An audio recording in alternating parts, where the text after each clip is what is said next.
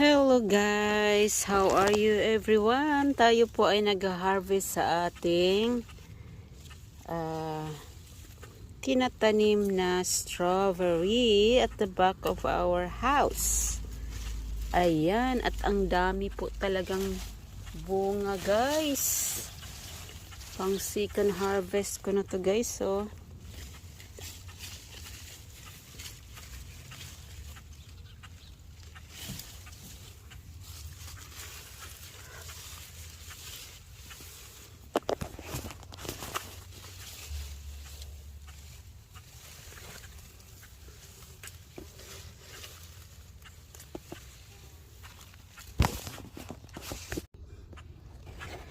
Hello guys, how are you everyone? Tayo po ay nag-harvest sa ating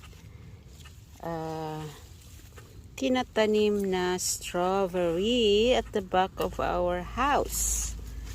Ayan, at ang dami po talagang bunga guys. Pang second harvest ko na to guys, oh.